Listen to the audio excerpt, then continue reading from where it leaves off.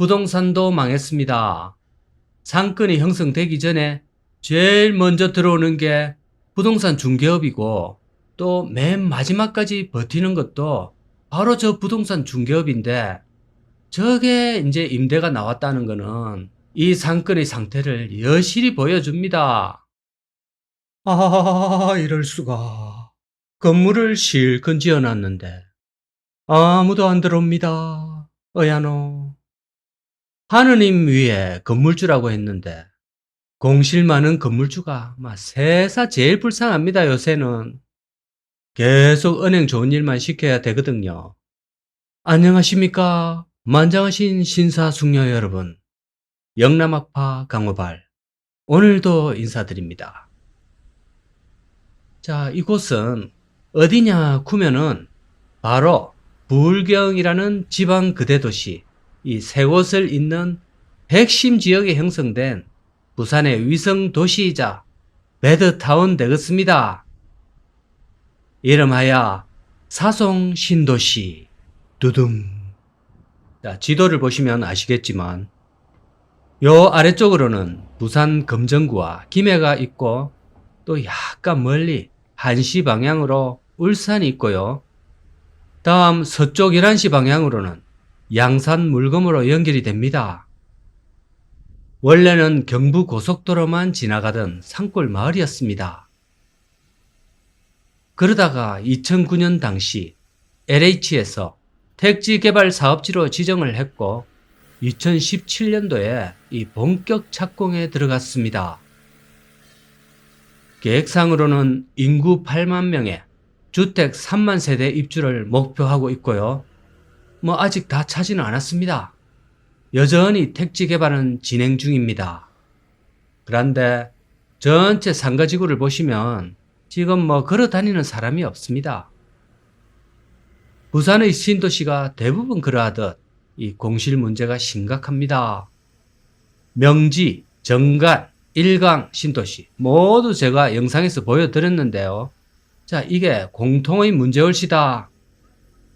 인구 유입이 계획대로 안 되고 그 와중에 온라인 소비와 이 배달 확산으로 인해서 상권이 전혀 활성화가 안 되는데요. 건물은 또 너무 많이 지었습니다. 이러한 트렌드를 직시할 때도 됐는데 여전히 건물에 아직까지 미련을 갖는 사람들은 건물 짓고 분양하는 옛날 공식밖에는 모릅니다. 왜냐하면 이곳 건물주들이 대부분 그런 상황일 겁니다. 원래부터 물려받은 땅의 주인일 수도 있고요. 또 아니면 소문을 듣고 신도시 개발 호재를 또 듣고 땡빚을 내서 땅을 사서 투기를 해가 열심히 기다리다가 건물을 올리면 상황이 좀 달라질 거라는 이런 기대로 건물을 또 빚을 내서 올리는데요. 자, 이래 되면 정말 엎친 데 덮친 격으로 가정경제가 희청이기 시작합니다. 건물 짓는 사람들이 돈이 남아돌고 넘쳐나서 이 분양이 안 돼도 문제가 없다 이래 생각하시는 분들이 종종 있는데요. 실제로 그런 분은 경우가 많지가 않습니다. 100명 중에 1명도 없습니다요. 대부분은 빚을 수십억 내 가지고 월세를 받아서 이자를 막아 나가는 그런 형태이기 때문에 모두가 힘든 거는 똑같습니다. 그러니까 시중금리가 0.5% 오른다 하면 죽고 사는 문제가 되는 겁니다. 자, 이게 전국의 신도시가 비슷한 상황을 겪고 있습니다. 이곳 사송 신도시는 잠만 자는 도시라는 오명을 가지고 있습니다. 사람이 안 보입니다요. 이 밝은 대낮에 사람 구경하기가 힘이 드는군요. 자, 동네 사람들 여기 한번 나와 보이소. 오프라인 상권이라는 게 결국은 유동인구가 어느 정도 있어줘야 장사가 되는데 제가 아는 분도 최근에 옛날 통닭집 그거를 차렸는데요. 처음에는 지인 찬스로 좀 되는 것 같았습니다. 가격이 워낙 착해가지고 처음에는 사람들이 바글바글 하더라고요. 워낙 서비스도 좋고 또 사람도 좋고. 또 상가가 일단 무엇보다 자기 거니까 월세 걱정도 없다고 잘 되는 것처럼 보였습니다.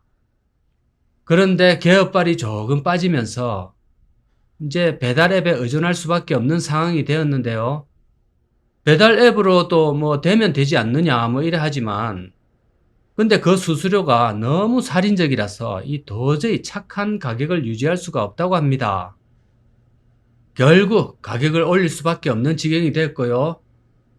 가격을 올리게 되면 아무래도 매출이 줍니다. 그래서 참 모든 물가가 이래 비싸지는 게 자영업들이 이런 굴레에 빠져 있는 것 같습니다. 참 여기도 녹록지 않은 현실이 올시다. 자, 지금 전국적으로 한국이 처한 현실이 악순환의 반복인데요. 시민들의 자산 구조가 80% 이상이 모두 부동산에 묶여 있다 보니까 언젠가는 회사에서 다들 나와주셔야 되고 막상 나오고 보면 다른 능력은 없고 그렇다고 형성된 은퇴 자금도 별로 없고 연금이나 배당금도 부족하다 보니까 뭐라도 해야 되는데요. 그런 것도 있습니다.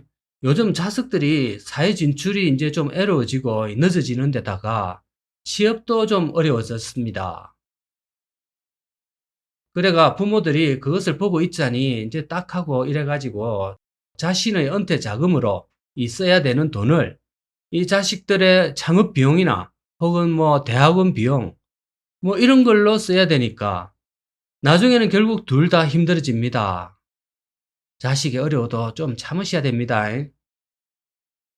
이런 자영업의 현실을 뻔히 보면서도 떠밀리듯이 나는 그래도 괜찮을 거다라는 이 근거 없는 위로 속에서 또 한 1, 2억 투자해가 프랜차이즈 이런 거를 차립니다.